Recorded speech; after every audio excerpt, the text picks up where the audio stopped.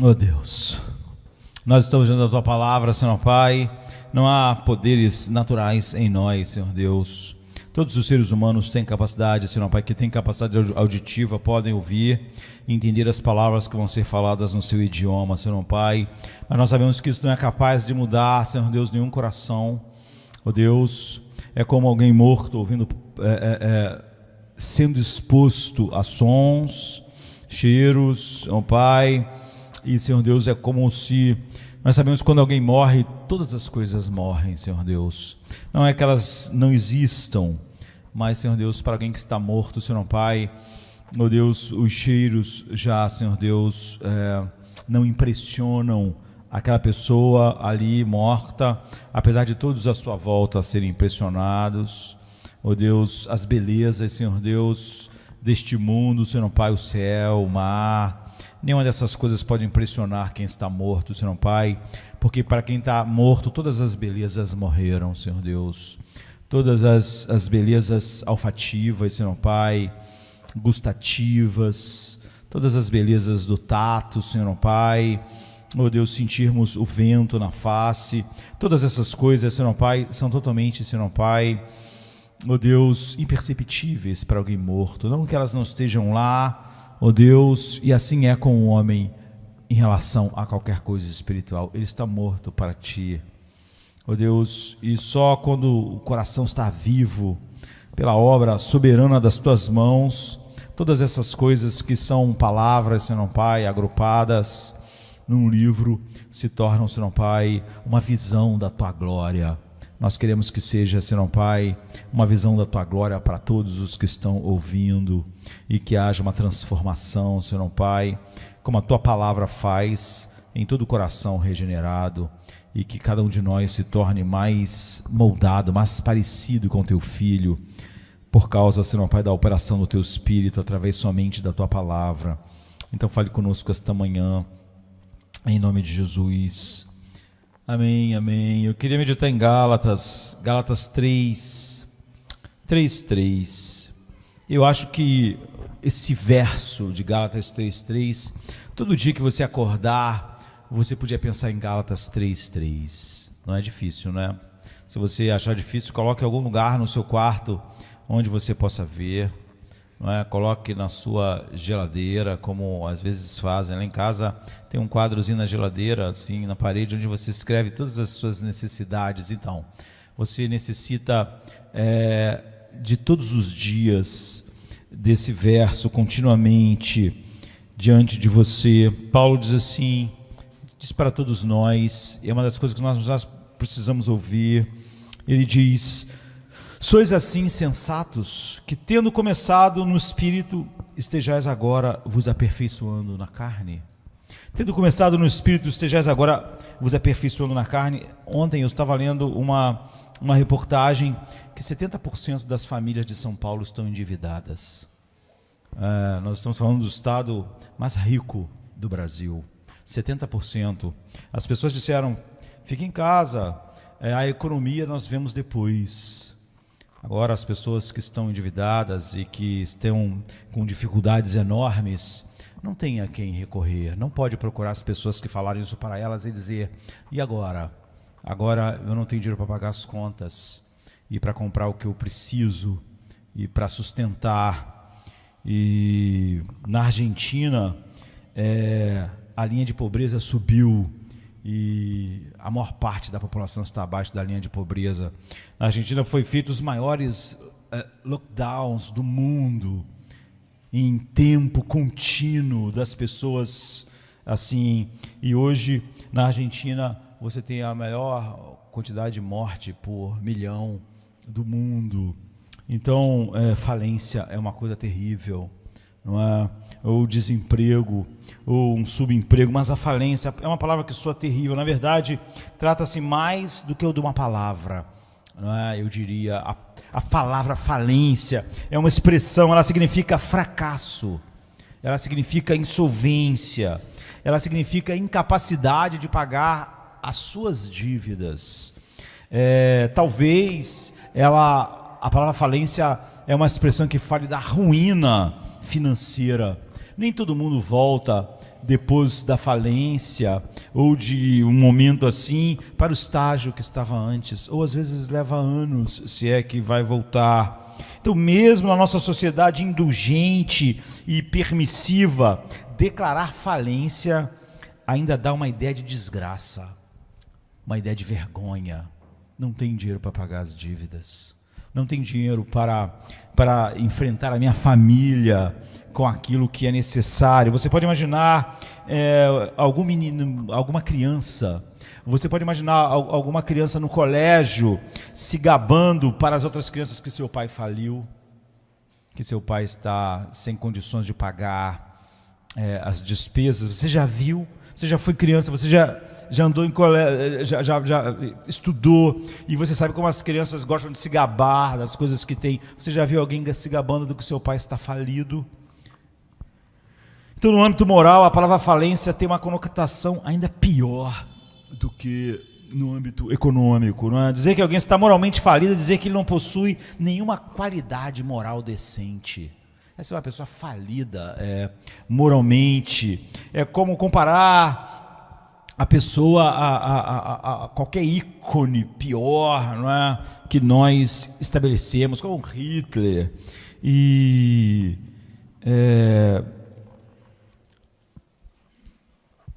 é a pior coisa que você pode dizer de alguém, e talvez você nunca tenha se visto desse modo. Mas você está falido. Eu não falo da sua condição financeira ou das suas qualidades morais à vista dos homens.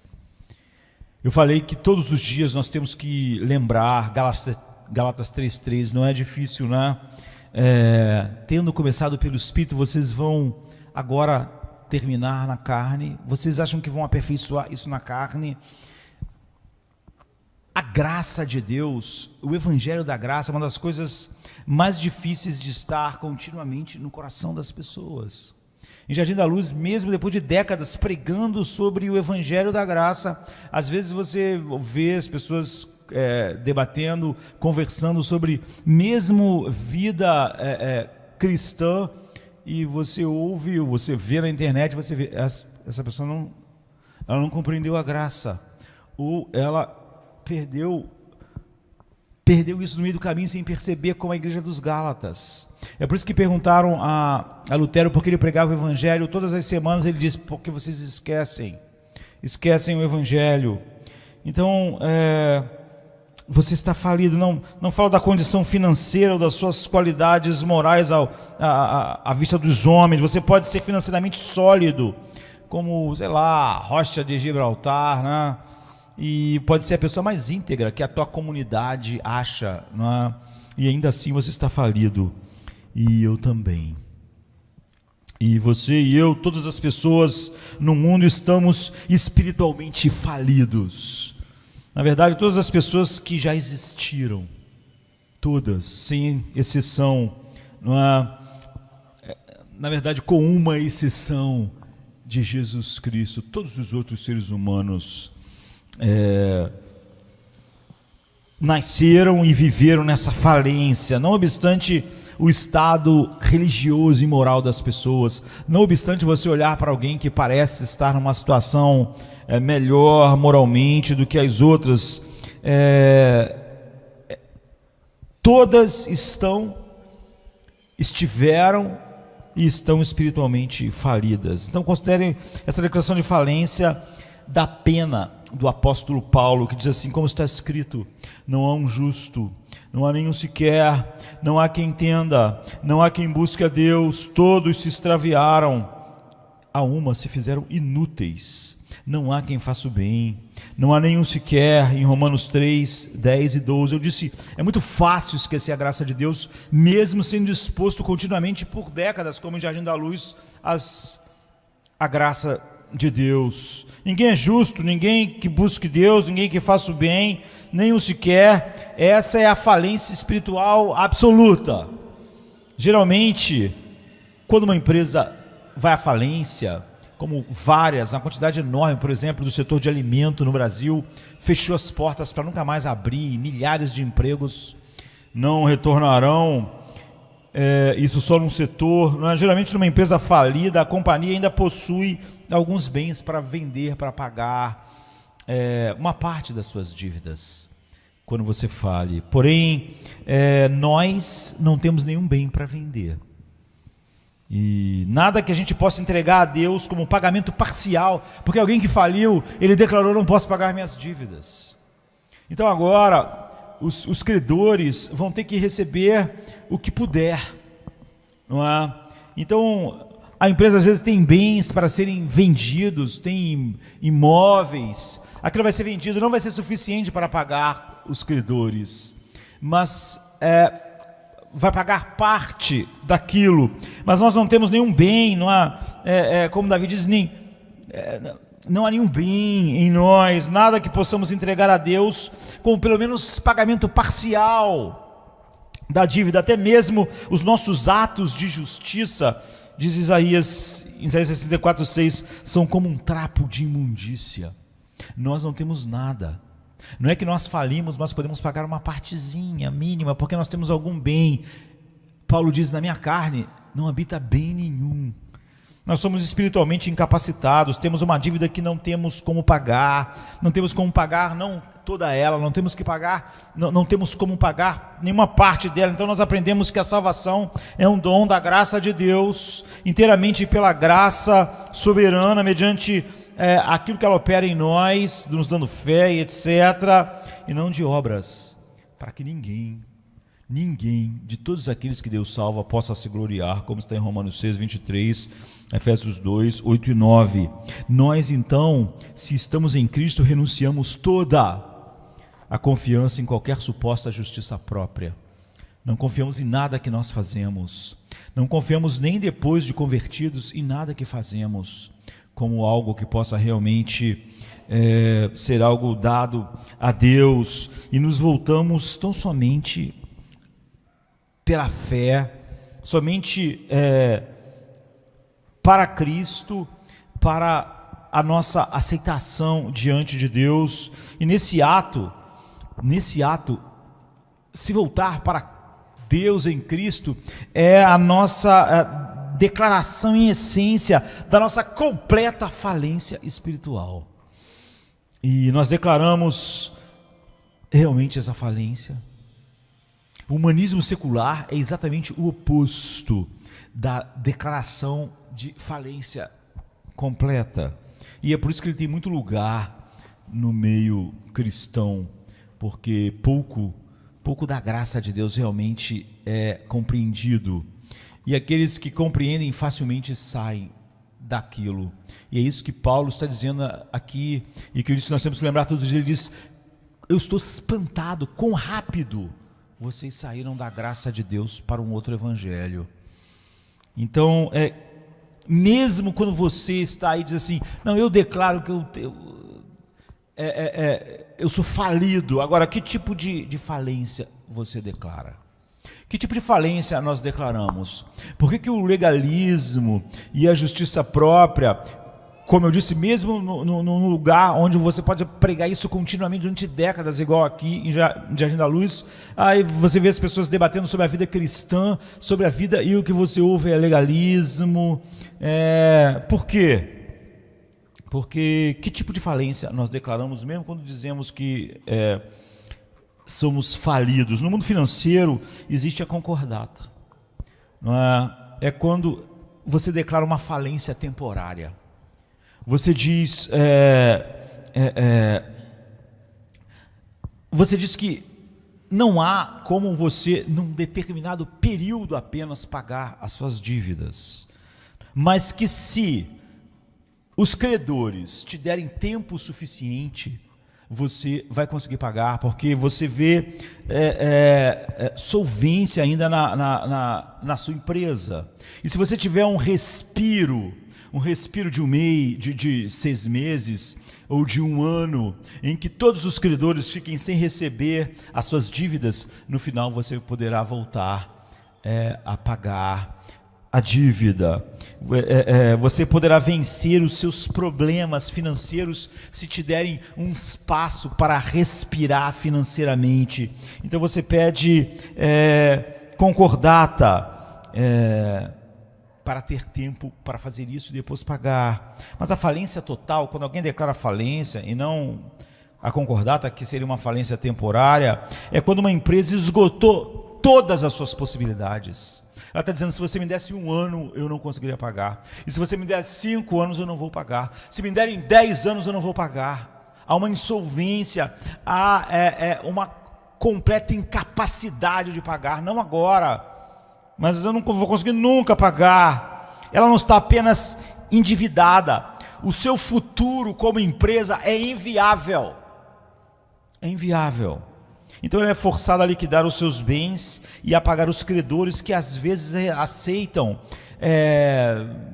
centavos por cada R$ 1.000 que a pessoa devia. Porque aquela pessoa está insolvente, tudo que tem alguns bens, e os credores, para não ficar sem nada, aceitam. Você me devia 10 milhões, me paga 50 mil. Vende os bens, dá. Aquela pessoa lá vai ficar sem os recursos dela, porque aquela empresa não tem mais nenhuma condição, a empresa acabou, não tem mais chance. Não é concordata, ela não precisa de 10 anos, de 5 anos, de 6 meses para se levantar. Não há como se levantar. Os donos ou os investidores perdem tudo o que eles investiram. Os fornecedores, os funcionários, perdem tudo. Ninguém gosta desse tipo de falência, não é? Agora, você declarou uma falência total ou temporária? Você declarou falência, ou é a falência temporária que nós chamamos de concordata? Me dê um tempo, me deixe me organizar, me deixe respirar, me deixe me levantar e eu vou pagar minhas dívidas. Que tipo de falência nós que cantamos nesta manhã sobre a cruz declaramos? Permanente ou temporária? Eu suspeito que a maioria de nós diga que foi uma falência permanente. Mas eu suspeito que a maioria de nós fale coisas que não pense muito a respeito e que às vezes não possa definir. Já que a gente vive num mundo em que os cristãos dizem que são salvos pela graça, mas quase nenhum deles pode explicar o que isso quer dizer. Nós precisamos entender que na época da Reforma, a igreja nunca disse que não era salva pela graça, nem pela cruz, nem pela fé, nem para a glória de Deus. Mas tudo aquilo era um papo vazio. Não é? O humanismo, como hoje, tinha como um câncer comido o significado de todas as palavras. Então, eu acho, perguntas às vezes são quase inúteis. Se eu perguntasse isso, praticamente todos iam dizer: nós declaramos falência permanente, e os Gálatas também. Eles diriam isso. Tendo confiado em Cristo para a nossa salvação, reconhecemos que não podemos acrescentar nenhuma medida de boas obras ou de coisa ao que Ele fez. Estamos declarando que vamos entrar na glória como ladrão que morreu ao seu lado. O que Ele acrescentou, o que Ele fez, que coisas Ele fez que acrescentaram aquilo que Cristo fez? Nada.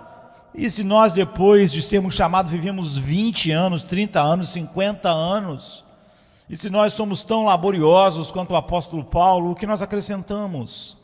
Nós cremos que Ele pagou totalmente a dívida de nossos pecados e garantiu-nos não só a vida eterna, mas toda sorte de bênçãos espirituais. Não há nada mais a acrescentar para obter a salvação. É o que nós falamos, para usar a analogia empresarial que nós estávamos usando. Nós declaramos falência completa.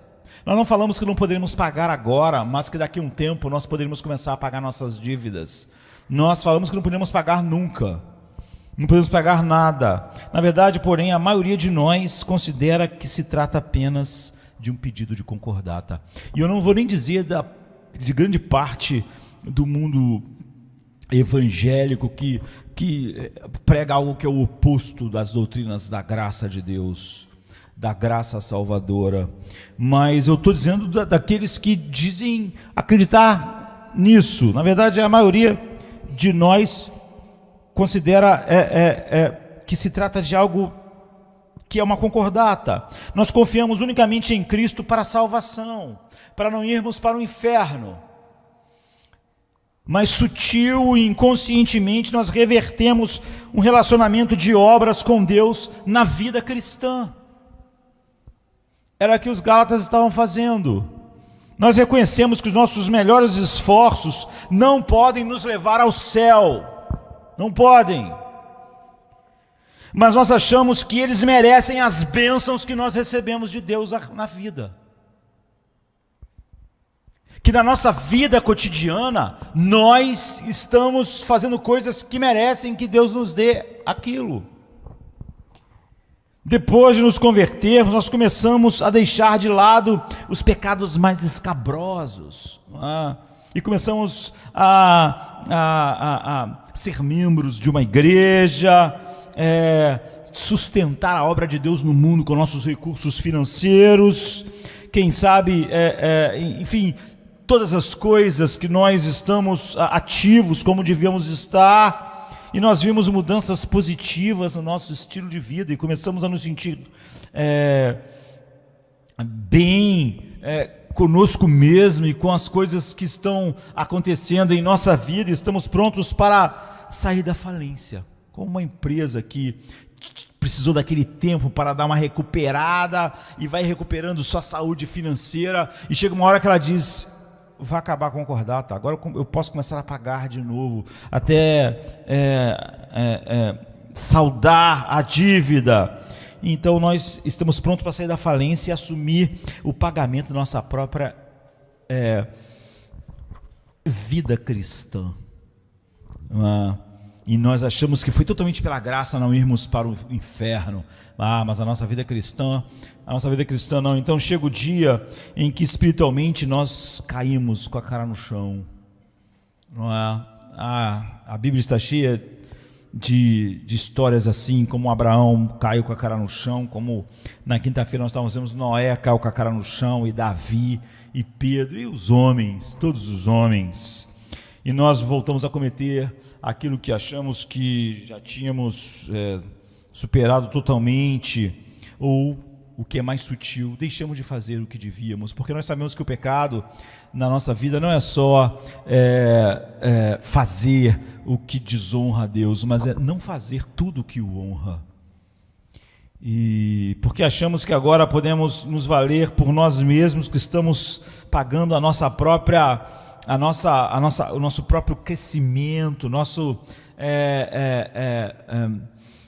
desenvolvimento na nossa vida espiritual. Assumimos que fomos privados de todas as bênçãos do Senhor durante um período indeterminado de tempo. Quando isso acontece, nossa expectativa de bênção de Deus depende de como nós nos sentimos que estamos vivendo a vida cristã. Então nós declaramos falência temporária para entrar no seu reino. E nós, depois que estamos no reino de Deus, achamos que podemos e devemos começar a pagar algumas coisas. Nós começamos a achar que começamos pelo Espírito, somente pela graça, mas que nós podemos aperfeiçoar com coisas que nós podemos pagar, com coisas que nós podemos fazer, com coisas que nós podemos colocar diante de Deus, que começa a pagar nossa dívida. E nós fomos salvos pela graça, mas nós vamos viver não pela graça, nós vamos viver pelo nosso desempenho. E nós começamos a falar sobre oração e meditação, e quem sabe as coisas mais tolas sobre roupas, e nós achamos que agora nós estamos começando a pagar as coisas. E eu estou até vendo que tem algumas pessoas que não estão pagando como eu pago, e como eu estou saindo da concordata e outros não estão conseguindo tão bem como eu, eles não são como eu sou, não é? E se você acha que eu estou exagerando, faça o seguinte teste: pense numa época recente em que você caiu espiritualmente com a cara no chão, não é? Então imagine que imediatamente depois disso você teve uma excelente oportunidade de compartilhar o Evangelho de Cristo com alguém, com um amigo não crente. Você tem total confiança para fazê-lo? Você o faria com total confiança da ajuda de Deus? Por natureza nós somos legalistas.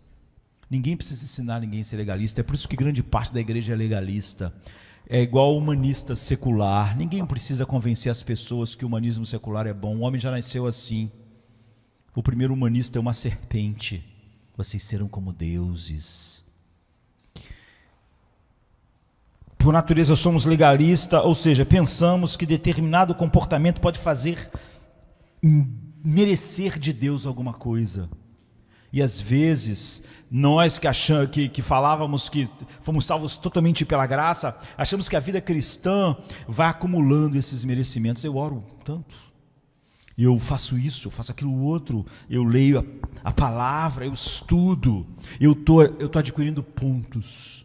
Eu não sou totalmente insolvente, não é? O apóstolo Pedro tinha essa ideia. Depois de ouvir Jesus falar com o jovem rico, ele perguntou assim: eis que nós tudo deixamos e te seguimos, o que será de nós? A resposta vai ser complexa e merece um outro sermão em Mateus 19, 27.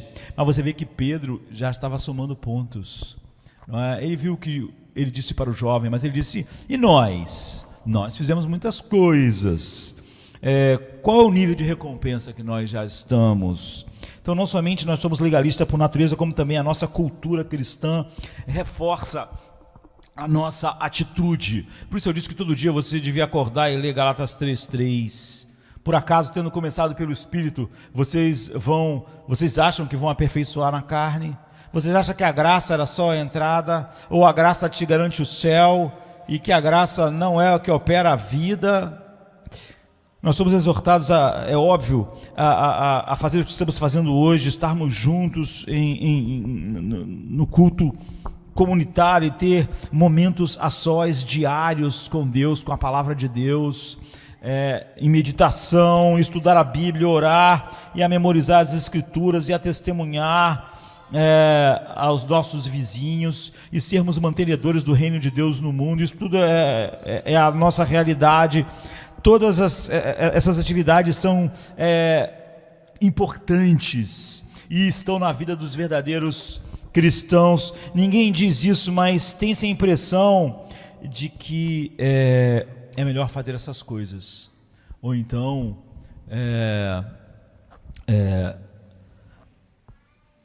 as coisas não irão bem nas nossas vidas. Nós vamos até a Bíblia e lemos que devemos desenvolver a salvação e devemos buscar a santidade. O apóstolo Paulo diz que nós devemos ser diligentes. Pedro diz que nós devemos acrescentar à nossa fé a virtude e o conhecimento, e ao conhecimento o autocontrole, o amor. Na verdade, a Bíblia está repleta de exortações para a obediência e a busca das disciplinas espirituais, do crescimento espiritual. E novamente, porque nós somos legalistas por natureza, nós achamos que o nosso desempenho nessas áreas é que obtém as bênçãos de Deus. É que é o nosso desempenho nessas áreas que obtém as bênçãos divinas na nossa vida. Nós lutamos com essa tendência legalista, apesar de sabermos que elas não deviam existir. Então, alguns anos atrás, eu ia pregar numa conferência lá em Goiás, e eu, depois de certos anos viajando para pregar, eu resolvi sempre ir um dia antes do que eu ia pregar, porque às vezes, por exemplo, quando o Papa estava no Brasil, eu, por exemplo, ia pregar numa conferência no Mato Grosso, fui no dia que ia pregar à noite, fui de manhã cedo, mas houve um problema: cada vez que o Papa voava, eles fechavam o teto aqui no Rio de Janeiro para decolagem e pouso, e atrasou, e eu não cheguei no primeiro dia da conferência, e eu não gostava, porque você passava aquele dia todo em aeroporto, em trânsito, e no final do dia você pregar não era bom. Então eu comecei a ir um dia antes, e nesse dia eu fui um dia antes, e eu cheguei um dia antes. Eu lembro que eu cheguei umas 6 horas da noite no hotel onde eu ia ficar, mas eu só ia pregar no domingo e na segunda-feira, naquela conferência, e era sábado. Mas quando eu estava chegando no hotel, ligaram para mim, a conferência lá já estava acontecendo, e falaram: olha, o pastor que ia pregar hoje né? No sábado ele teve um problema de voo, ele não vai chegar, e nós queríamos que você pregasse hoje, e pregasse no domingo, na segunda-feira, mas pregasse hoje também. E no telefone a pessoa disse, e a ênfase hoje seria essa e essa. Eu não tinha preparado um sermão para aquele dia, e nem para aquela ênfase que eles queriam para aquele dia, né? E eu precisava então de uma mensagem totalmente nova, não é? E em alguns minutos, eu estava, já eram 6h e pouco da noite, eu estava no hotel, e lá a conferência já tinha começado, eu ia ter que ir para lá, e eu silenciosamente comecei então a pedir a Deus que trouxesse à minha mente uma mensagem que fosse adequada para aquela ocasião, para aquelas milhares de pessoas que estavam reunidas naquele lugar. E em seguida eu comecei a pensar em como tinha sido o meu dia, né, agitado, não é? Eu tinha orado pouco, eu tinha passado o dia no trânsito, em aeroporto, e eu pensei simplesmente que eu teria aquela noite, uma noite tranquila no hotel, e que no outro dia, da tarde para a noite só, que eu ia pregar. E eu comecei a pensar, eu tinha tido um momento a sós e tranquilo com Deus naquela manhã. Eu tivera algum pensamento errático durante o deslocamento do Rio de Janeiro até Goiás, e eu caíra em alguma armadilha, não é, de desempenho no meio da viagem, irritações, esse tipo de coisa. Então eu reconheci rapidamente o que eu estava fazendo, não é? Eu não tinha muito tempo até ir para o lugar de culto. E eu então disse a Deus, Senhor, eu não sei a resposta para todas essas perguntas no dia de hoje, eu não tenho nem tempo aqui agora para pensar em todas elas, então eu venho a Ti em nome de Jesus somente por Seus merecimentos, e peço que Tu me guies, me ajudes. E então eles tinham falado mais ou menos a respeito do que aquela noite tinha que estar focado, e eu então tive um texto na minha mente, pensei num breve esboço, não é?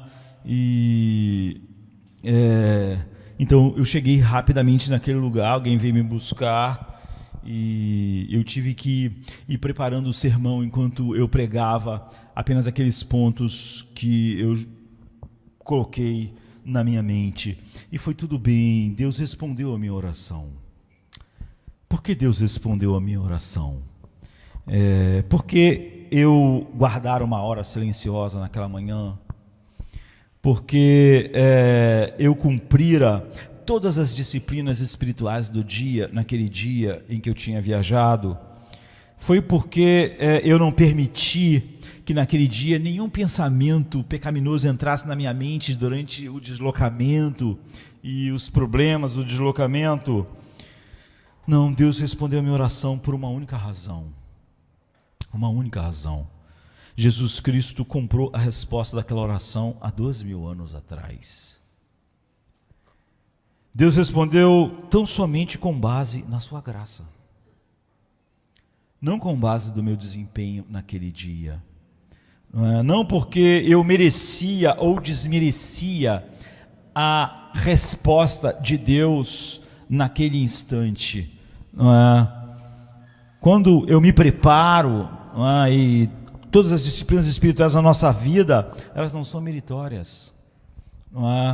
Deus não é obrigado a me ouvir e me abençoar porque eu me preparei, ou porque eu passei a manhã orando, ou porque eu gastei horas e horas preparando o que vou pregar no dia de hoje. Então, um dos melhores segredos para o cristão é que Jesus pagou tudo, tudo mesmo. Nós não começamos pela graça e depois embrenhamos no caminho do desempenho. Ele não só pagou o perdão dos meus pecados e a minha entrada no céu, Ele pagou por cada bênção em minha vida, por toda sorte de bênçãos espirituais e por tudo mais. não é? Toda a resposta que eu recebi durante toda a minha vida à oração é porque Ele pagou. Todas, sem exceção. É por isso que Ele disse que não é pelo muito repetir, não é?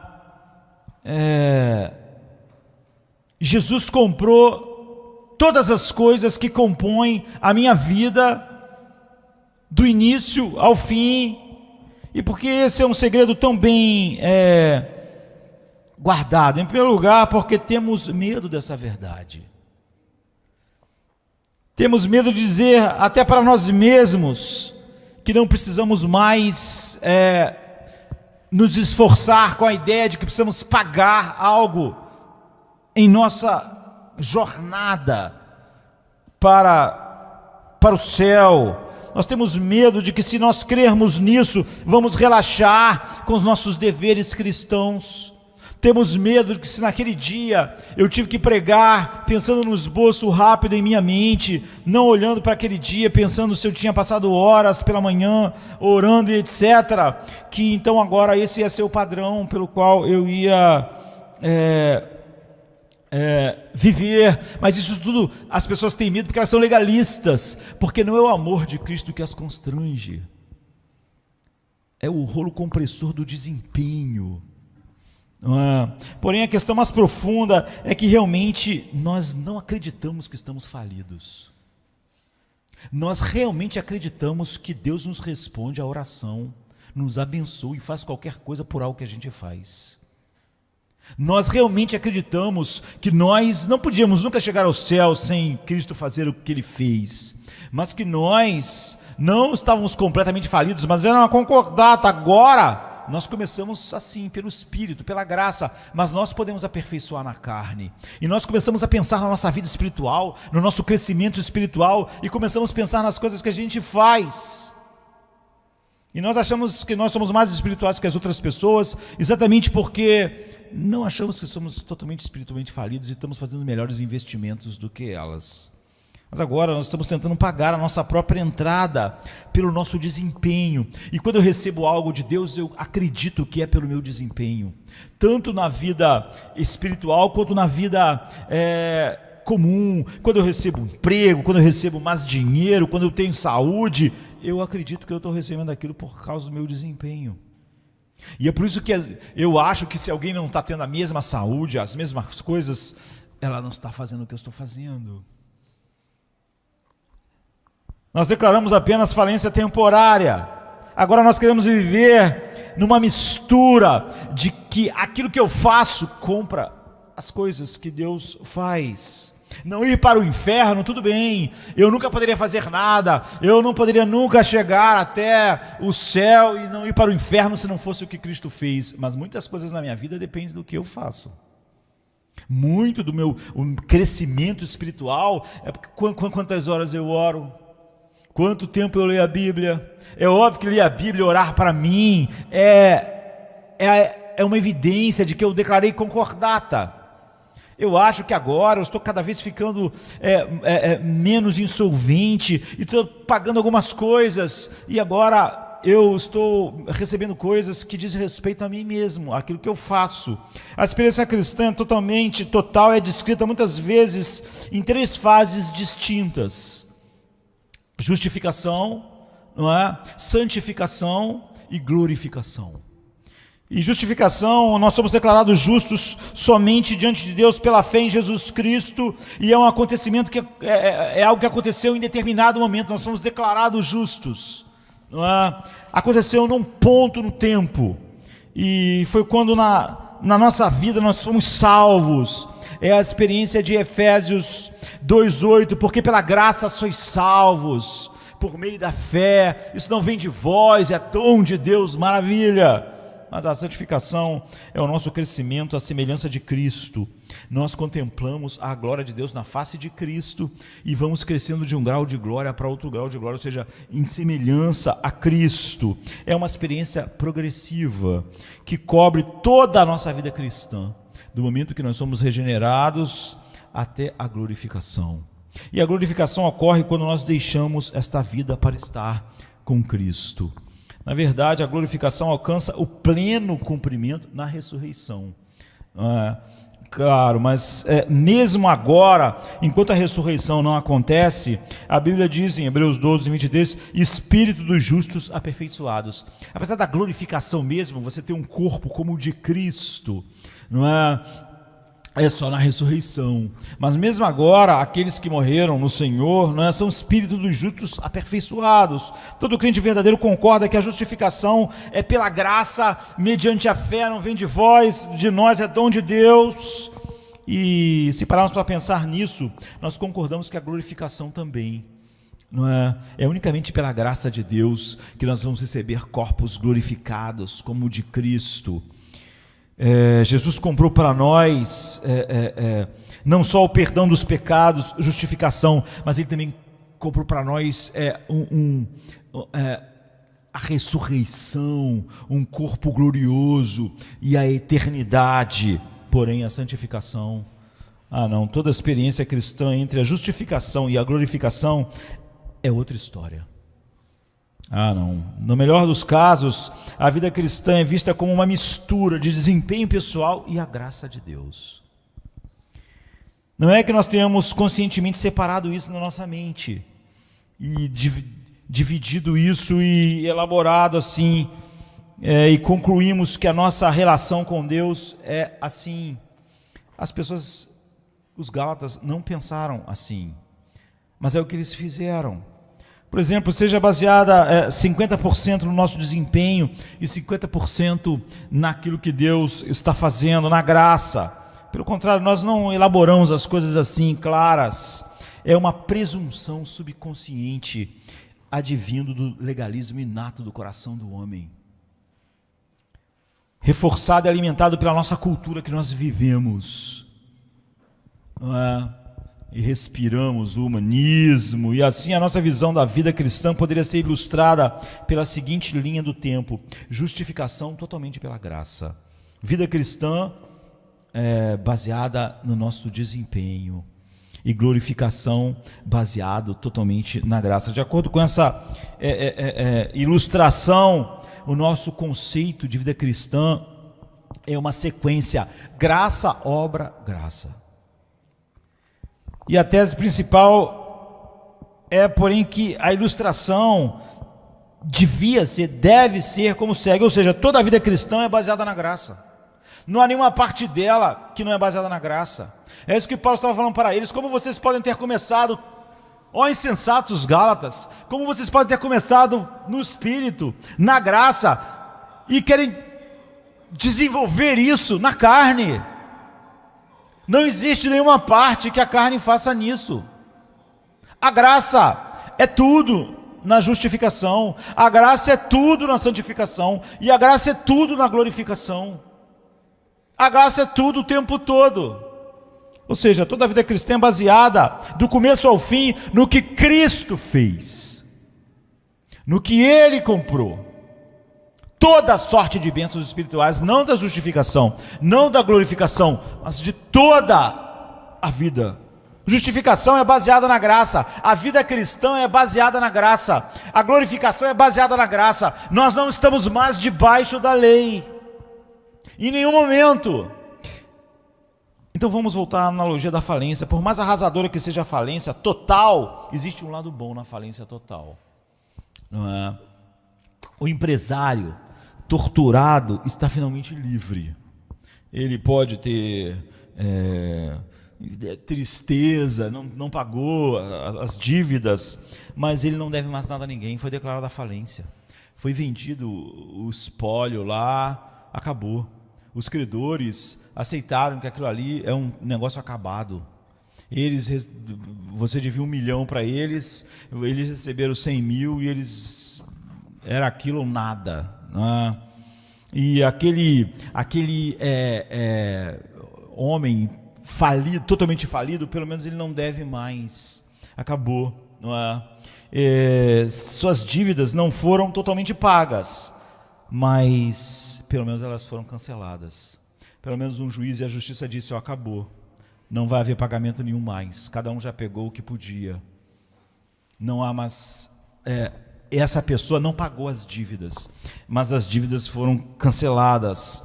Elas não estão mais sobre a cabeça delas. Aquela pessoa está falida. Como eu disse, ninguém vai se gabar disso, é uma vergonha e tal. Mas ele não precisa mais dormir de noite pensando como vai pagar. Ele não tem mais o que pagar. Ele está livre dos telefonemas. Ele está livre das exigências. Ele está livre das ameaças dos credores. Eles não podem mais perturbá-lo.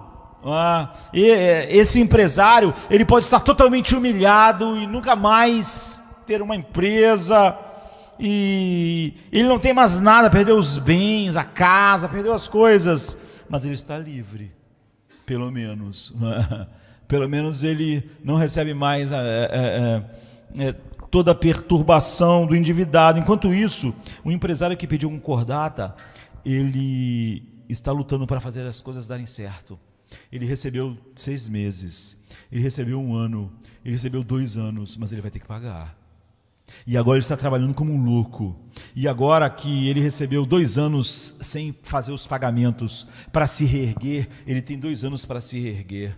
Ele tem que dormir e acordar pensando em como vai se fazer saudável para pagar tudo aquilo. Ele está lutando para fazer as coisas darem certo agora. Ele recebeu uma chance. O sistema legal deu a ele uma chance de 2 anos, de 3 anos, para ele finalmente resolver as suas dívidas. Você não vai pagar durante esse tempo. Se organize, se ajeite, porque daqui a 2 anos você vai ter que começar a pagar os seus credores. Então ele teve um período de alívio dos credores durante determinado tempo, mas ele tem de trabalhar o dobro, porque agora ele não só tem que pagar os novos fornecedores, os funcionários, ele tem que conseguir dinheiro suficiente para quando chegar o momento em que terminar a concordata, ele comece a pagar as velhas dívidas. No final ele vai ter que pagar os credores. Ele não está livre, está sim num rolo compressor de desempenho. Ele, mais do que ninguém, está com todas aquelas coisas na sua mente continuamente. Então você vê todas as analogias humanas das verdades espirituais acabam ficando aquém da verdade. Elas são só analogias, elas não são pares que realmente expressem o que é a nossa vida espiritual. Elas nunca contam a história toda. Por isso que mesmo Jesus conta várias parábolas sobre a mesma coisa. Então, como nós vimos na analogia da falência, um empresário que declarou falência total não está totalmente livre. Ele está livre das dívidas passadas, aquele que declarou a concordata. Mas mesmo aquele que declarou a falência total, ele não está totalmente livre, porque ele tem que continuar vivendo. E as dívidas novas? Aqueles credores não vão mais receber. Ele foi declarado falência, ele não recebe mais nada, mas ele tem que viver. Ele tem que arrumar uma casa para morar, ele tem que sustentar os filhos. Ele vai fazer novas dívidas. Ele está livre das dívidas passadas, mas ele não está livre das dívidas futuras. Ele não está livre daquilo que ele precisa agora, e novas dívidas vão sendo feitas. A sua dívida do passado foi saldada. Então, mesmo quando nós falamos sobre a falência total, ela não expressa o que a vida espiritual é. Porque ao começar tudo de novo, do nada, ele tem que pensar no futuro, porque senão ele vai estar tão endividado daqui a uns anos como ele já esteve.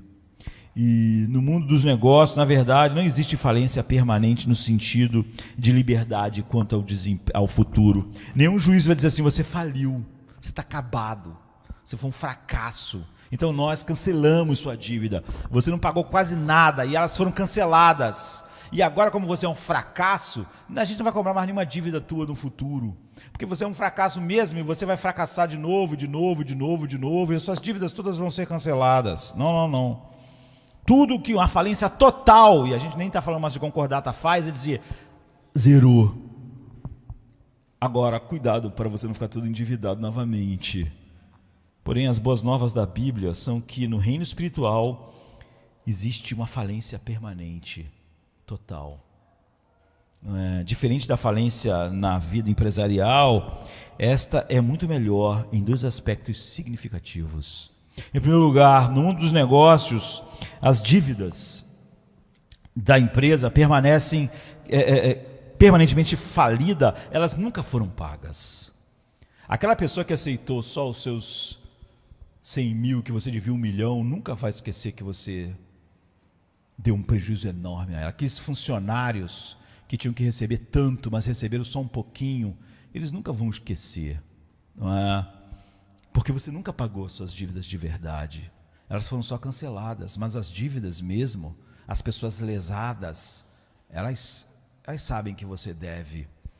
Os credores recebem aqueles míseros vinténs, que é o que você tinha, pela venda dos bens, da companhia, e nenhuma das pessoas que você devia está feliz com você. Ninguém está, graças a Deus. Todos estão, essa pessoa, ela tirou o que é meu, eu forneci a ela milhões em produtos, ela vendeu, não me pagou. Ou funcionários vão dizer, para sempre essa pessoa me deve isso. Ou seja, nenhuma das pessoas das quais a dívida foi cancelada está feliz com ela.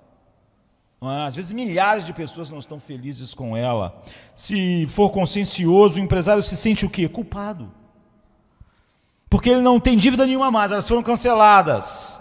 Mas ele sabe que não pagou. Ele sabe que as pessoas sofreram um terrível prejuízo, e os credores estão lamentando o fato de que eles não receberam. Pelo contrário, a dívida total do crente foi paga na morte de Cristo. Sabe? Não é igual, a lei de Deus e a justiça de Deus foram plenamente satisfeitas. A dívida do nosso pecado está marcada, totalmente paga. Deus não é aquela pessoa que cancelou a dívida, mas essa pessoa não me pagou. Ele está totalmente satisfeito. Não há analogias, você vê, que cheguem perto do que a graça é. Deus não está com aquela pessoa que faliu está livre das dívidas, mas os credores delas não podem vê-la, não podem pensar nela, sabem do seu prejuízo, sabem do que perderam. Mas Deus não é assim, Ele está totalmente satisfeito, Deus está satisfeito, e nós também. A Bíblia diz que nós temos paz com Deus, fomos libertos de uma consciência culpada. Não estamos sentindo, eu devo, eu continuo devendo, foi cancelado, porque eu não tinha como pagar. E Deus está lá, como os credores que o outro declarou falência total, Ele está insatisfeito, mas o que é fazer? E o que eu posso fazer? Eu sei que eu devo, como está em Romanos 5:1, em Hebreus 10:22, é totalmente diferente. Deus, o credor, está totalmente satisfeito. E aquela pessoa, que a dívida foi cancelada, está totalmente em paz com Ele. Não há nenhuma dívida. Em segundo lugar, não só a dívida foi totalmente paga, como também não há mais nenhuma possibilidade de você ficar endividado de novo. Não é incrível? Porque uma pessoa que declarou falência total, e é muito mais próximo da realidade do que a concordata, como todo legalismo é, mas quando você faliu, todas as dívidas foram canceladas, mas você pode ficar endividado de novo. Mas não no reino de Deus. Jesus pagou todas as dívidas dos nossos pecados passados, presentes e futuros. Foi declarada, cancelada a sua dívida, e foi declarado que você nunca mais pode ficar endividado. Isso simplesmente não existe no nosso mundo como comparação. Jesus pagou a dívida de todo o nosso pecado, passado, presente e futuro, como disse Paulo em Colossenses 2:13. Deus perdoou todos os nossos delitos. Não temos que começar de novo, tentando manter a ficha limpa, como alguém que faliu vai ter que fazer, porque senão ele vai ficar endividado de novo, credores de novo, e todas as coisas vão voltar. Na verdade, nós não recebemos uma ficha limpa, não tem mais ficha. A cédula, a ficha, foi cravada na cruz, foi rasgada, não foi dada uma nova, agora está limpinho aqui. Cuidado para você não escrever de novo aí, não colocar um monte de... Então, como escreveu um puritano há tempos atrás, ele diz, pregando, Deus tomou a ficha em que estava escrita a nossa dívida e rasgou em pedaços, jogou fora, não colocou uma nova no lugar. Isso é verdade não só quanto à nossa justificação, mas quanto à vida cristã.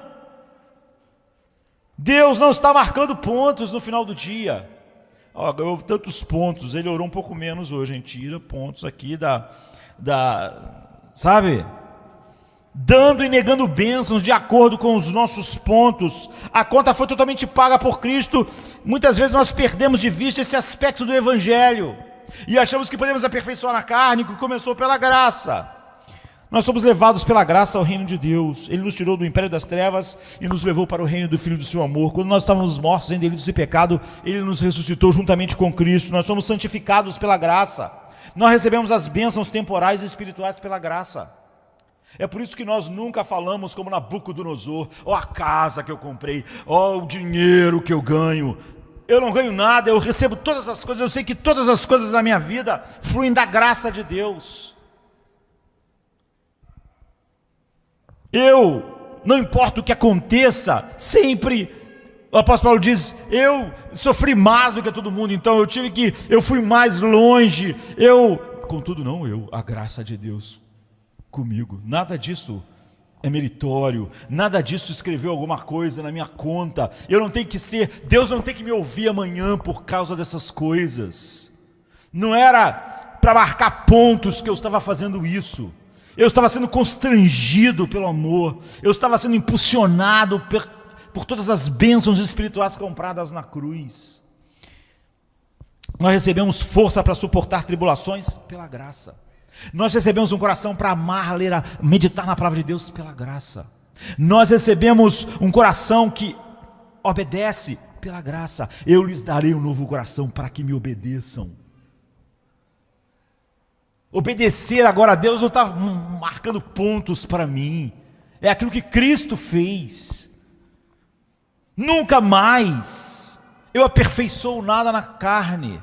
Nunca mais eu acho que contei pontos para Deus, porque esse mês eu orei mais. Porque o meu joelho está marcado de quanto eu oro, de quanto eu estou com problema na vista, de tudo que eu leio a Bíblia, quantos pontos eu fiz. E finalmente nós seremos glorificados pela graça. Nós somos justificados pela graça, nós somos santificados pela graça, nós somos glorificados pela graça. Toda a vida cristã é uma vida vivida pela regência da graça. E nós estamos falando sobre as coisas mais espirituais possíveis que eu possa fazer, não sobre bobagens que o legalismo traz. Então o que é a graça? A graça é o favor grátis e não merecido de Deus demonstrado a pecadores culpados que só merecem o seu juízo do início ao fim. E a graça, ela faz tudo até o fim. É o amor de Deus demonstrado aos não amáveis. E não há nenhum ponto em que eu fiz algo que realmente me tornei amável, ou que agora Ele não está me amando em Cristo. É que eu fui tão espetacular depois que Ele me salvou, que Ele está me amando por mim mesmo. Ele está amando Josemar pelo Josemar. Ele está amando Josemar e respondendo às suas orações por causa da vida incrível que o Josemar está fazendo, por quanto ele lê a Bíblia, por quanto ele ora. Ele está sendo tão melhor que os outros na corrida do desempenho. A graça está em direta oposição a qualquer suposto merecimento em toda a minha vida. Não merecemos nada no início, do início ao fim. O amor nos constrange, nos impulsiona. E esse amor que nos impulsiona é a graça que colocou em nós. Em outras palavras, graças e obras são mutuamente excludentes. Você tem uma ou a outra. Você não tem mais. Paulo diz, quão depressa vocês saíram do Evangelho de Cristo. Em Romanos 11,6, Paulo diz, e se é pela graça, já não é pelas obras. Do contrário, a graça não é graça. Se você acha que uma oração que Deus te respondeu foi por causa de algo que você fez, e não por causa de algo que Cristo fez, você esqueceu Gálatas 3,3. Isso é puro legalismo. Se em algum ponto você acha que merece algo diferente do que a ira infinita de Deus, você é legalista. Você não entende da graça. Você pode falar das doutrinas da graça. E se quando Deus não te dá algo, ou não faz alguma coisa, você pensa, como assim se eu já orei tanto? Como Deus deixou meu casamento ir para esse meu cônjuge fazer isso, se eu sou uma pessoa de oração? Você estava marcando pontos, você em momento nenhum entendeu o que é a graça de Deus. Você achou que Deus te devia algo em algum ponto da história? O nosso relacionamento com Deus baseia-se ou em graças ou em obras. Não pode haver misturas. Todos os homens estão se relacionando com Deus por causa em suas obras, e todos eles vão ser condenados. Não há quem faça o bem nesse critério. Ou os homens estão se relacionando com Deus pela graça. Paulo diz, vocês não podem começar pela graça e em algum ponto introduzir as obras. Vocês não podem achar que foram justificados pela graça, mas que a santificação não é obra da graça, é a obra de vocês. Além do mais, a graça não veio nos salvar da penalidade do pecado, mas é ela que nos dá todas as capacidades espirituais. Ela não veio nos salvar disso e nos dar algumas capacidades e em algum momento nos deixar sozinhos para nos virarmos na maturidade espiritual. Como Paulo disse, aquele que começou a boa obra em vocês há de completar até o dia de Cristo. Você vê, ele vai completar, não é você. Você não pode começar pela graça e em algum ponto sair dela. John Newton encerrou a ideia da obra contínua da graça quando ele escreveu no hino Amazing Grace, né? Nós cantamos versões, nunca é tudo que está lá no hino, né? Tem uma parte do hino que ele diz, foi a graça que me trouxe até aqui, e a graça que vai me levar até o fim. É por isso que é amazing grace, é por isso que é uma graça maravilhosa. Ela me trouxe até aqui e ela vai me levar até o fim. Não vai ter nenhum momento que não vai ser a graça que vai estar me levando. Deus nunca vai estar em dívida comigo. Nenhuma oração minha é atendida por algo que eu fiz. Todas elas foram atendidas por causa do que Cristo fez. O apóstolo Paulo nos pergunta hoje, como os crentes da Galácia, sois tão insensatos que, tendo começado no Espírito, estejais agora aperfeiçoando na carne. Embora o problema, o tempo está acabando, né? Específico que ele estava enfrentando era o quê? Era o problema da circuncisão. Observa que Paulo, apesar de ser a discussão se esse homem devia se circuncidar ou não, usar roupa ou não, ou orar tantas horas ou não, não importa, não é? Você vê que o problema naquele instante era a circuncisão, mas não é sobre circuncisão que Paulo fala. Ele diz assim, vocês estão procurando alcançar o seu objetivo por meio da circuncisão? É o que ele diz? Não, ele diz das obras. Ele não fala sobre circuncisão, não é essa a discussão, ele diz qualquer coisa, se fosse a oração, não é? Ele faz uma pergunta geral, ele tratou não da questão específica da circuncisão. Vocês agora querem aperfeiçoar o evangelho pela circuncisão? Não, não é isso que ele diz. Mas do problema mais amplo de tentar agradar a Deus pelo esforço humano, de acreditar que não é a circuncisão, mas é a minha oração. É o tempo que eu gasto lendo a Bíblia.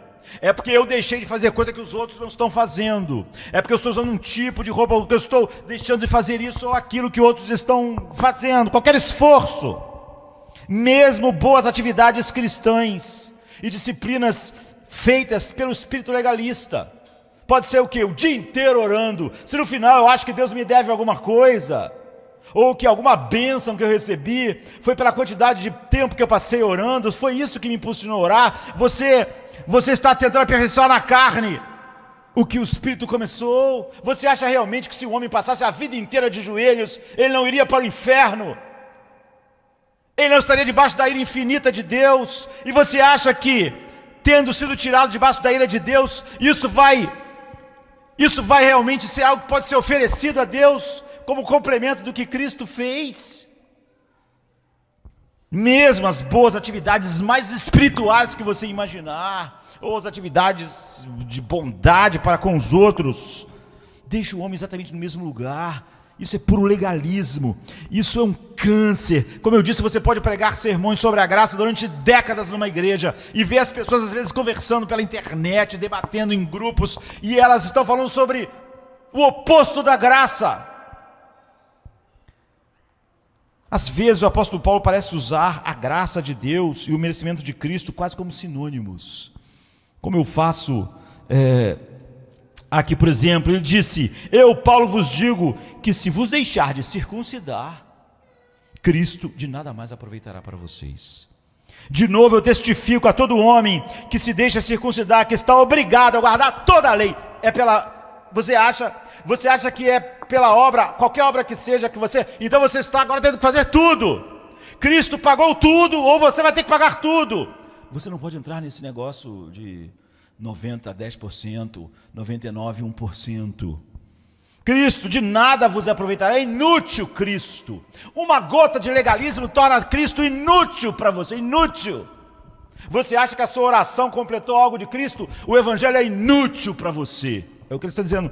Cristo de nada vos aproveitará. De novo testifico a todo homem que se deixa circuncidar, que ele está obrigado a guardar toda a lei. De Cristo vocês se desligaram, vós que procurais justificar-vos na lei, da graça caístes. Ele não diz da circuncisão. Vocês que tentam achar que vocês podem pagar alguma das exigências que Cristo pagou na cruz, caíram, se desligaram, não há evangelho para vocês. Gálatas 5, 2 e 4. Substitua a palavra circuncidar por qualquer coisa. Vocês que acreditam que a oração completa a obra de Cristo caístes, de Cristo vos desligastes. Vocês que acham que o tempo de leitura bíblica deixou Deus em dívida com vocês e está pagando alguma coisa do todo que Cristo fez, de Cristo caístes. Observe as declarações paralelas. Cristo de nada vos aproveitará, de Cristo vos desligastes, da graça caístes, decaístes. Em Efésios 2, 4, 7, Paulo escreve: mas Deus, sendo rico em misericórdia, por causa do grande amor com que nos amou, estando nós mortos em nossos delitos, nos deu vida em Cristo, juntamente com Cristo, pela graça sois salvos, e juntamente com Ele nos ressuscitou e nos fez assentar nos lugares celestiais em Cristo Jesus, para mostrar uma única coisa no futuro, nos séculos vindouros, a suprema riqueza da sua graça, em bondade para conosco. Novamente, observe essa íntima conexão entre Cristo e a graça. Vocês receberam vida juntamente com Cristo. O que é receber vida juntamente com Cristo? Pela graça sois salvo. Se você não está na graça o tempo todo de Cristo, vocês não estão ligados, não é? Deus quer mostrar com a salvação uma única coisa: a suprema riqueza da sua graça, do início ao fim, em bondade para conosco em Cristo Jesus. Embora a graça de Deus e o merecimento de Cristo não sejam a mesma coisa, eles estão sempre para sempre ligados. Foi por sua graça que Deus o Pai enviou o seu Filho, e porque antes da fundação do mundo, na sua mente, Cristo foi crucificado e comprou todas as bênçãos espirituais para nós. Deus é gracioso, mas é também justo em sentido absoluto, e sua justiça não pode deixar passar a menor infração. Ou você paga ou Cristo paga. Você não pode se misturar. Se alguma coisa na sua vida espiritual é atribuída a você de tal maneira que você acha: por que Deus está deixando isso acontecer? Se eu orei tanto, se eu fiz tanto. Se você acha isso, Paulo está dizendo: da graças decaístes. Cristo não aproveita para mais nada para vocês. Vocês acharam que realmente podiam começar pela graça e aperfeiçoar na carne de vocês? Vocês acharam que não devem nada, que devem tudo a Deus para irem para o céu, mas não devem tudo a Ele por ter um coração que ora, uma mente que se deleita na palavra? Vocês acham que não devem isso a Ele, que tem um coração para obedecer? Vocês acham que vocês devem isso a vocês? Porque Cristo satisfez completamente a justiça de Deus, agora nós podemos sentir o fluir infinito da sua graça, do início ao fim. Anos atrás eu vi um acrônimo, né? Igual a gente costuma usar em inglês, né? Tulip, por exemplo, mas dizia assim: a graça são as riquezas de Deus à custa de Cristo. Que bom é lembrar isso. Cada coisa que a graça opera na minha vida é à custa de Cristo, nunca é a minha custa. E é por essa razão que eu declarei e vou repetir muitas vezes que Jesus Cristo já pagou todas as bênçãos pelas quais eu oro. E quando Deus ouve a minha oração, como naquele dia que eu tinha que pregar, não foi porque eu não tinha passado um dia como eu gosto de passar quando vou pregar, mas Deus não me ouviria assim. Deixa eu ver aqui na tua pontuação do dia foi péssima, eu estou vendo que durante a manhã você não fez a oração e a hora tranquila como devia, você sequer meditou nesse texto, tudo que devia ter meditado. Como é que você quer que eu te abençoe para pregar? Há na vida do rei Davi uma linda história que ilustra a graça de Deus. Como eu disse, todas as histórias que apontam para o que Deus faz na Bíblia, elas nunca são completas, não é? Mas nós precisamos de várias delas para entendermos. É uma linda história de Davi, que ilustra o que Deus fez por nós. Nós sabemos que quando um rei, uma dinastia chegava ao poder, toda a outra tinha que ser morta, não é? Por quê? Porque sempre haveria ressentimentos, desejos de retomar o trono, mas Jonatas tinha um filho chamado Mefibosete, não é? Ele era um filho querido do amigo de Davi, Jonatas, e Jonatas era filho de Saul, um grande inimigo de Davi. E ele ficou aleijado das duas pernas aos 5 anos de idade. Um período muito mais difícil para se lutar com todas essas coisas, não é? Então, depois que Davi se tornou rei em todo Israel, ele quis mostrar a sua bondade. Ele disse: não tem ninguém da casa de Jonatas para eu abençoar por causa de Jonatas, por causa do meu amor a ele. E assim, Mefibosete passou de um pobre, deficiente físico, incapaz de cuidar de si mesmo, e vivendo de favor na casa de outra pessoa, escondido com medo que um dia Davi o descobrisse e o matasse. E 2 Samuel 9:11 diz: comeu, pois, Mefibosete à mesa de Davi, como um dos filhos do rei, por toda a sua vida. Por que Mefibosete foi tratado como um dos filhos de Davi? Por amor a Jonatas. Davi nunca deixou isso obscuro, não é? Nós podemos dizer que a amizade e a lealdade de Jonatas ganharam o lugar de Mefibosete na mesa do rei para sempre.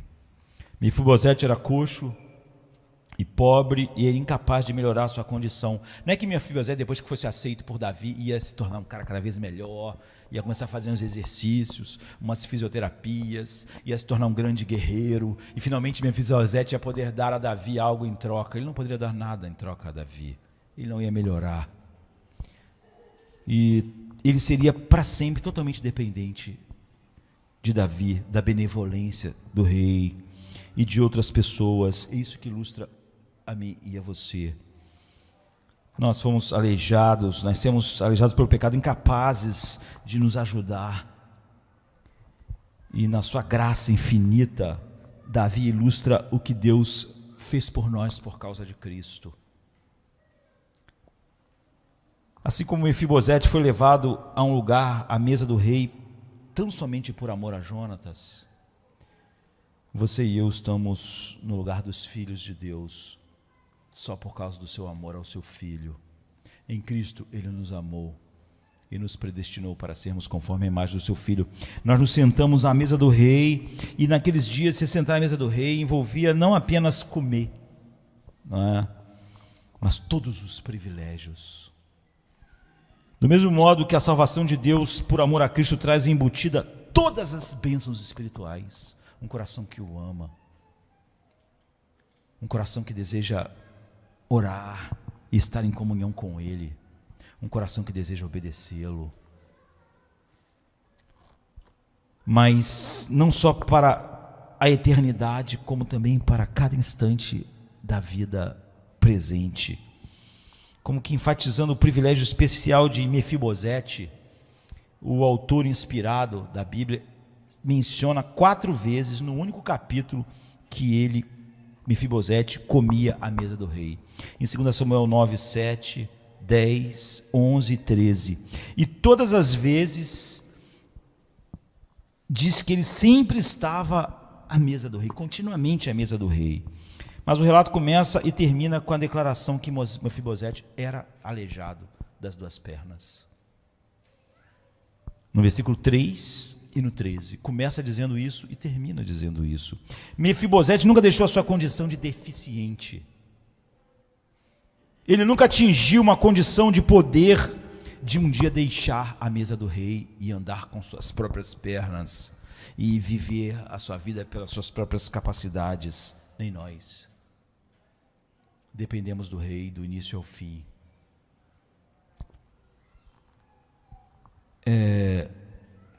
Nunca, em nenhum ponto da nossa vida, nós estamos fazendo nada que não seja aquilo que o rei está fazendo.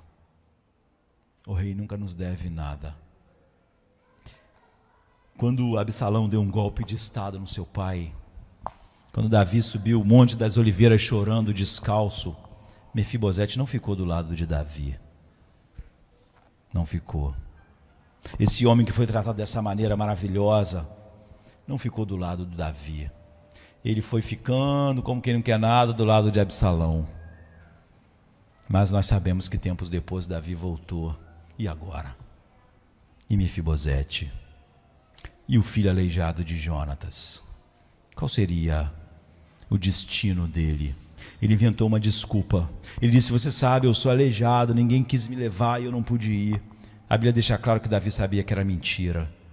As pessoas achavam que Davi então devia tirar Mefibosete da sua mesa e não tratá-lo mais como ele tratou. Mas Davi respondeu: de forma nenhuma. Mefibosete vai ficar na minha mesa, porque ele não está aqui pelo que ele fez. Ele está aqui por causa de Jonatas, meu amigo, que eu amo. Ele nunca esteve na minha mesa porque ele fez algo que merecesse. Ele ficou na minha mesa por causa de Jonatas. E ele vai continuar sentado comigo, sendo tratado como sempre foi tratado, por causa de Jonatas. Não mudou nada o que Mefibosete fez. Não mudou nada a razão pela qual eu o abençoo. Eu o faço sentar à minha mesa e viver como um filho do rei. Porque eu só faço isso por causa de Jonatas. E ele ter ficado do lado de Absalão não mudou. Eu não escolhi ele, eu não trouxe ele, e eu não fiz dele alguém que sentasse à minha mesa e vivesse como um filho do rei por causa dele. Ele não vai deixar de ser isso por causa dele. Nunca foi sobre ele, sempre foi sobre Jonatas. Querido, acorde todo dia e lembre-se de Gálatas 3:3. Vocês são tão insensatos que, tendo começado pela graça, vão aperfeiçoar pela carne. Acham que isso é possível? Acham que alguma coisa na vida cristã é feita a não ser pela graça de Deus? Essa é a única maneira de estarmos totalmente livres do legalismo inato dos nossos corações. Há muito que ser dito pela graça. Eu, por exemplo, falei metade do que gostaria de dizer, mas não tem nenhum problema. Nós vamos continuar falando, não hoje à noite, mas quem sabe na semana que vem. Mas o fato é que você tem que entender como é fácil começar pela graça e logo não estar lá. Imagine quem nem começa pela graça, quem já começa dizendo que o homem participou de alguma maneira na sua salvação.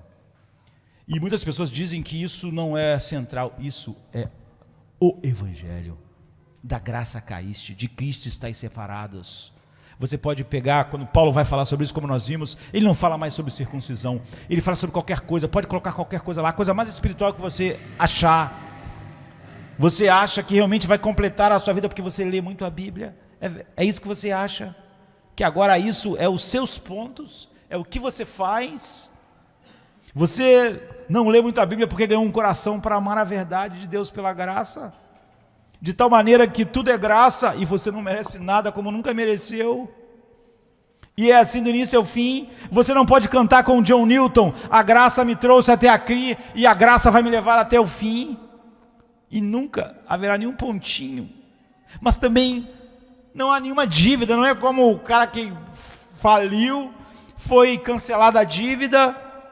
Mas cuidado para não encher de dívidas de novo a sua lista. O fato da graça ser assim, de tal maneira que nenhuma das analogias, mesmo da falência total, pode mostrá-la, constrange os nossos corações. A graça de Cristo. Por ela nós somos tirados da morte, por ela nós vivemos e por ela nós seremos glorificados. Qualquer coisa fora disso caístes do Evangelho. Não tem participação de Cristo.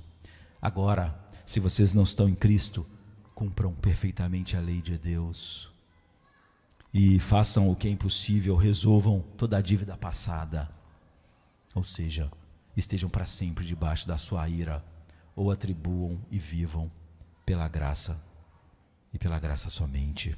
Pai, nós te agradecemos por esta manhã, te agradecemos pela tua palavra, Deus. Ela nos renova a cada manhã. A tua palavra é nosso pão, que, Senhor Pai, nos dá, ó Deus, energia para vivermos, Senhor Pai, através da habitação do teu Espírito para a tua glória, o que é, Senhor Pai, o nosso deleite, o nosso desejo. Nos faça viver pela graça, nos faça mostrar a tua graça ao mundo e nos faça pregar, Senhor Pai, nada mais que não seja a tua graça, aquilo que teu Filho fez. Que nossa mensagem seja única e exclusivamente Cristo e este crucificado. Aquilo que é totalmente oposto à atmosfera que nós respiramos no mundo e muito da tua igreja visível. E possamos, Senhor Pai, viver, Senhor Deus, cantando alegremente, como John Newton, que a graça nos trouxe até aqui e vai nos levar até o fim, e de que nós nos aproximamos da tua cruz e nada trazemos, e só a cruz do teu Filho nós nos apegamos. Nela nós temos paz, e todas as coisas em nossa vida, Senhor Pai, são toda sorte de bênçãos espirituais que Ele comprou para nós, pela sua graça infinita. Então, como nós não seremos cheios de alegria, gozo, paz no nosso crer, ó Deus, e poder para viver para Ti, que nós possamos, Senhor Pai, ser ousados assim em Ti, e em cada ponto vermos quão maravilhosa é a Tua graça. É o que nós te pedimos, em nome de Jesus. Amém, queridos. Amém. Venha se cansado estás, e eu descanso darei.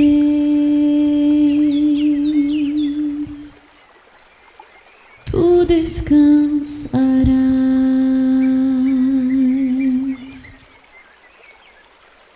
Venha a mim se não tens paz, e eu darei paz sem fim.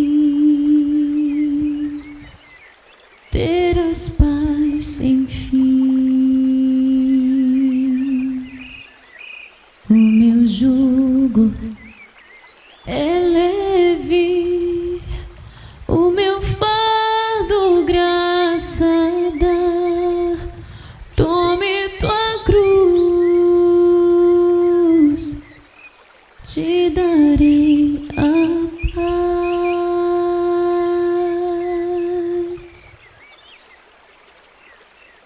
Venha o aflito e lhe darei paz, minha paz darei.